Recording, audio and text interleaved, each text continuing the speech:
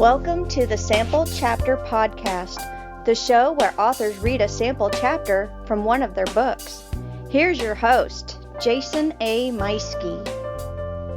Hello, Sample Chapter listeners. Hey, this is episode 246 of the show, and you're listening to part 2 of our feature with Josh Rutherford. He's a fantasy author and screenwriter, and make sure you click that link in the show notes for part 1 of that. It's episode 245. The interview with Josh was fantastic and just such a great guy. Today, though, you're going to be hearing his riveting reading that's done by Josh, and that's coming up here in just a couple moments, so make sure you stay tuned. Last week, I was speaking about an announcement that I'm going to be having here pretty soon about some new things going on in the background for the show, behind the scenes, if you will. And as I was afraid, we're going to have to hold off on that for maybe another week. We'll see how long it takes. I just really want to make sure everything's nailed down, and I know exactly what I'm flubbing myself up here, but basically I just want to make sure everything is all set before I announce it, and something that I think y'all will enjoy. So stay tuned for that. Hey, make sure you are subscribed to the show on whatever platform that you're currently catching this episode on. I want to give a special shout out to all my new YouTube subscribers. That channel has been growing and growing steadily, and that's a pretty cool thing considering, I have static episodes. There's no video, and to think that I have that many subscribers on here checking out the show, and people are enjoying those past episodes. That's a really fun thing. Is that all these episodes are evergreen, so they're always available, and people are really enjoying some of those past episodes with a lot of downloads every month, which is really cool. Hey, one of the things I always tell everybody is, I don't ask for anybody to leave a review for me. Don't worry about rating for me. If you feel like it's on your heart to say something about the show or to leave the show a rating, that's up to you. But what I really want you to do is every time you find a book because of this show, make sure you leave a rating and a review for that author, for that book. And you know what? Perhaps inside that review, if you want to mention that you found that book because of the Sample Chapter Podcast, that would be just totally amazing if somebody did something like that. But otherwise, if nothing else, just go leave a rating and a review for the authors that you hear on this show, the books that you find, because there have been so many good ones, and I don't think there hasn't been a bad book on here yet. So, unless maybe mine. But I'm biased. I do like my own books, so hopefully people agree. Hey, if you want to reach out to me on behalf of yourself or to suggest an author, then you can do so via email at samplechapterpodcast@gmail.com.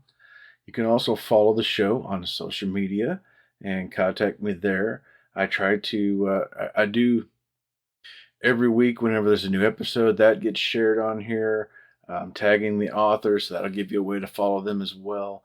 And I try to do some sharing here and there. Speaking of social media right now, it's a great time for you to go ahead and follow Pop Culture Culture Network, our podcast friends. And I mentioned it last week. I'm actually right in the middle of a new poll that they have going on. It's favorite scary movie. And I'm in competition against other podcasts and podcast people where we're going up against each other. It's kind of the names get thrown into a generator, and then they go versus each other. And this week, my pick of 1982's Poltergeist is up against the classic Texas Chainsaw Massacre. So if you're interested in voting, you can do that on, it's either Twitter or Facebook. If you go in there and find Sample Chapter Podcast or Pop Culture Culture Network, you'll see the posts that are pinned to the top, and then you can make your vote there. On Facebook, all you got to do is go to the bottom and make a post with your picks. So like Poltergeist is pick number 5. So you just say number 5, or you can say I vote Poltergeist. If you're on Twitter, X Twitter, whatever you want to call it, X Twitter, that's funny. If you go to X Twitter, uh, then it's an actual button you can click to do your vote, and then you'll get real time results on how that's coming along. But anyway, yeah, make sure you're following along with Pop Culture Culture as well. They have a lot of fun shows on that network, including yours truly. Uh, Also, it's that time of the year. We got some cool weather coming up, and that is telling me that I don't have enough Writer's Block coffee. Writer's Block Coffee is an affiliate of the show. They have three amazing flavors of coffee. There's their standard Writer's Block Coffee blend, the Deadline Dark, sure to keep you up all night so you can meet those deadlines when you're burning the candle at both ends, and my personal favorite, the Whiskey Barrel Aged Blend. And I'm going to have to get some because I got cooler weather coming and I cannot wait for that and to sip on some more Writer's Block Coffee. As an affiliate of the show, anybody who makes an order by either clicking that link in the show notes or using the coupon code sample chapter, a little bit of something comes back to the show and you save 10% on your order. So what are you waiting for? Go ahead and click on that button down below for Writer's Block Coffee. Hey, just one other thing I want to throw out there. I have also been creating some new t-shirt designs in the TeePublic Store. So you can go to, well, I'll put I'll put a link in the show notes for my TeePublic Store. I've got a lot of t-shirts are in there already for the show, and then also for some of my books. But I've got some new designs coming up here that I've been inspired to do, and we'll see if anybody likes some of those. And what's cool is that these are not only on just t-shirts, but there's also like hoodies and sweatshirts. There's pillows, notebooks, coffee mugs, all kinds of really cool stuff. So check it out. All right. Well, hey, without further ado, let's get on over to that great reading from Josh Rutherford.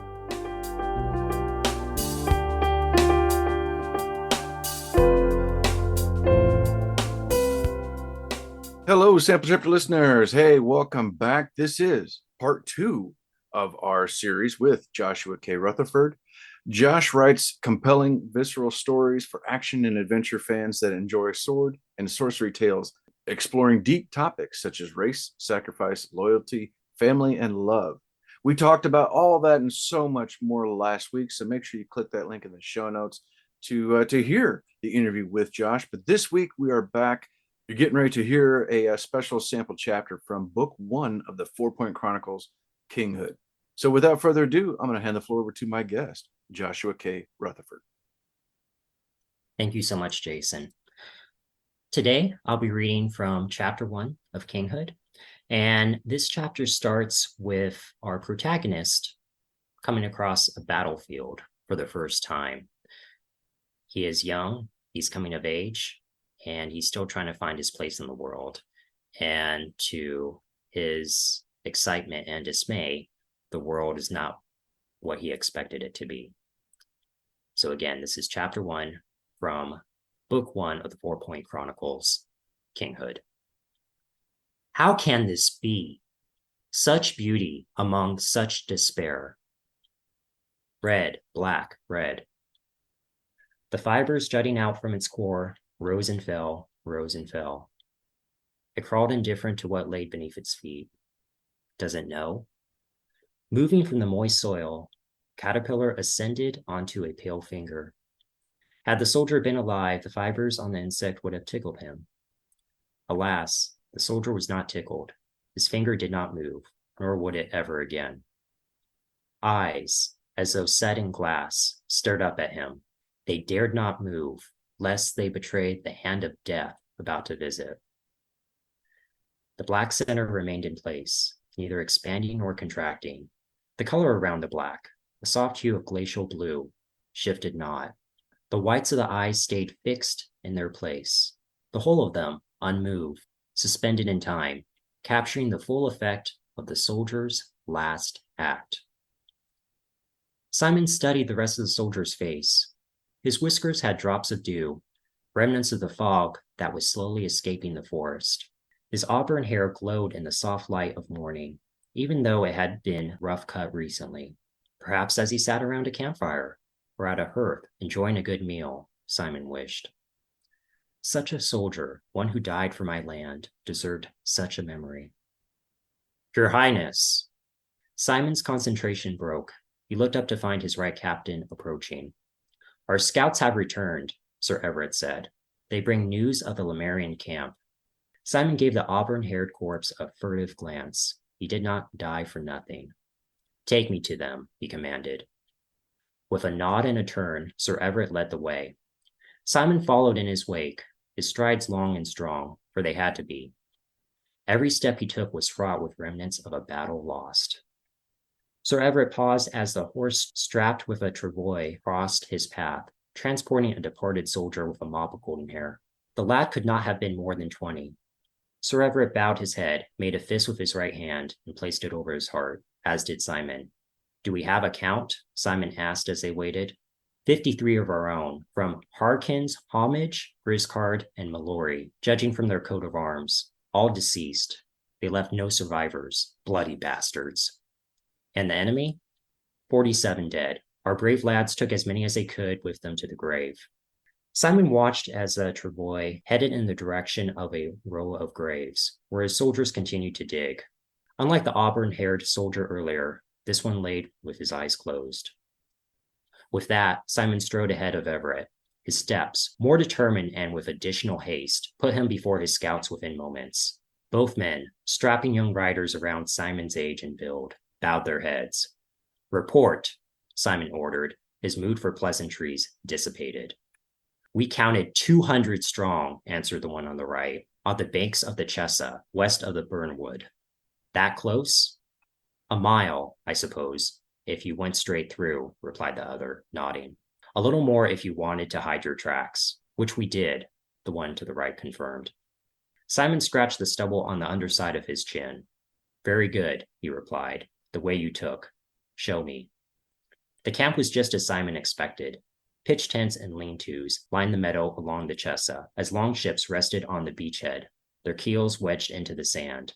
A few stumps and felled trees spoke of the camp being fresh, for not much in the way of wood had been harvested. The men, Simon noted, appeared alert and well-rested. Nari have seen much in the way of battle. Their last skirmish with my countrymen troubled them little. I will need to change that. Like all the Lumerians he had seen in engagements of the past, these men were brutish to row and fight. Their bodies testified to their time at oars. Coils of their strength stretched from their forearms up to the base of their necks. Muscle atop muscle made their shoulders massive, as though a layer of armor laid underneath them. Unkept beards and lengths of hair hung from all of them, adding to the allure that these warriors were more bear than man. Simon looked to his men. The two scouts, though this was their second time viewing the camp, appeared on edge. One laid on his belly beside them, having trekked up the hillock that overlooked the bank. The other, away down yet still in view, stayed by the horses. Their fear was subtle, but it was there. In the way they glanced over their shoulders, by how they shifted their eyes at every motion or sound, they strained to remain quiet and move with a sense of caution that was unnecessary, even in scouting. Even Everett, to his right, was too pensive in his movements. What happened next only worsened their anxiety. From the west, a hunting party hiked back into camp, bringing with them 4 caged hens, a dozen waterfowl, a cow, and 2 young women. The women, bound but ungagged, wept as the Lumerians holding the leashes of their bindings pulled them forward. Seeing the looted prizes, several Lumerians rose from their cook fires and cheered. Many eyed the women. Many more gazed at the cow. They have not eaten, Simon realized, not in a while. A few ambitious Lumerians worked to put an end to that. They grabbed their battle axes and approached the cow. The Lumerian leading the bovine, a green warrior with a beard shorter than the rest, held out his hand to stop them. The one closest to him, twice his size with a beard 3 times longer, shoved him aside. In one fell motion, he raised his axe above his head to swing it down into the cow's neck. Blood splattered back onto his face as the beast wailed and fell. Bone and flesh protruded from its thick trunk, but the cleave had not cut clean through. The next Lumerian with an axe had his turn, nearly slicing all the way. The third, as determined as the others, finished the job, eliciting more cheers from his brethren and tears from the captive women. The scout swallowed his breath. Very well, Simon told himself. That is enough of that. Simon broke their concentration with a few gestures, urging all of them back to the horses. Once gathered, he led them away from the hillock until he saw their breathing return to a respectable rhythm. How many did you count? Simon asked. At your first scouting, and this time. The scout cleared his throat. Nearly 100.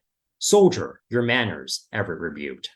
My apologies, my liege, the soldier offered. He cleared his throat again before addressing Simon. Your Highness, I counted nearly 100 during the first scouting. This time I counted over 100, perhaps up to 50 more. More, Simon thought. Returned from hunting and foraging, you think? No, more ships came ashore. Right, soldier? True, he replied. Same number of boats, my liege. Any sign of their warlord? Simon asked. The soldier stopped, considered. None, your Highness. The news disturbed Simon. How many more Lumerians roamed the banks of the Chesa, or the Upper East waterlands, or northern Marland herself?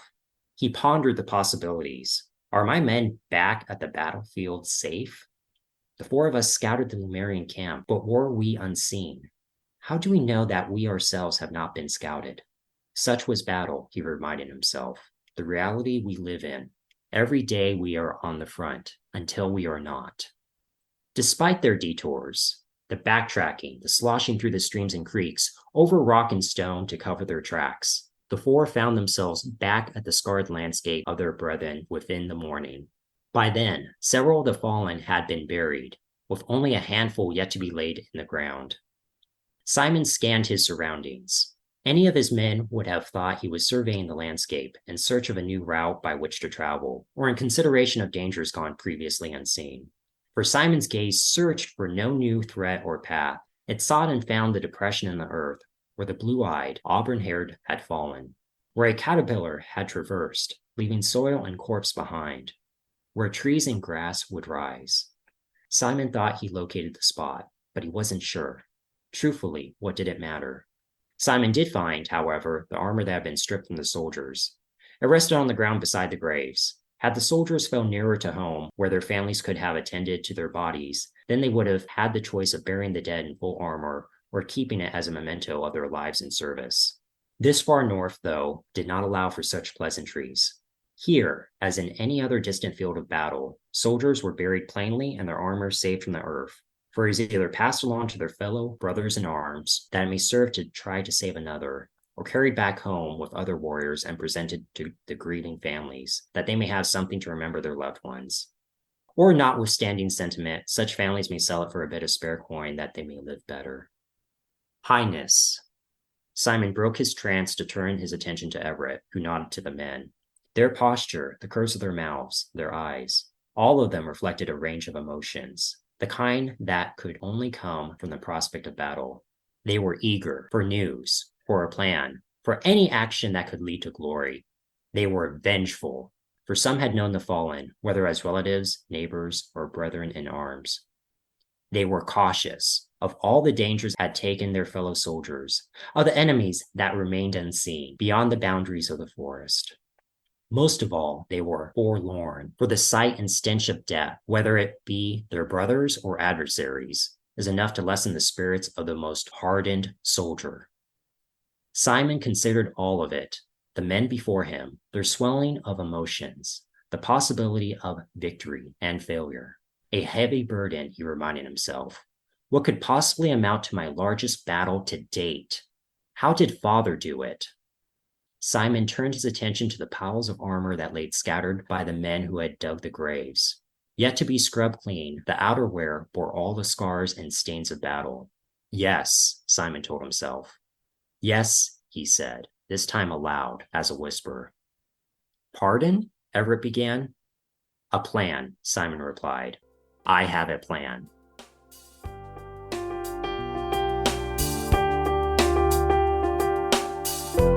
All right, everyone, that was Joshua K. Rutherford reading a sample chapter from Book 1 of the Fourpoint Chronicles, Kinghood. Man, I loved it. That was fantastic. Josh did a great job reading from it. And make sure you click the link in the notes down below for Josh and his books, and everywhere that you can find him. Make sure you're also clicking the links for our podcast friends, Writer's Block Coffee, and if you're interested in the TeePublic Store. And don't forget to click that subscribe button so you don't miss out next week when I'm back with a new author, a new book, and an all-new sample chapter. Take care, everybody.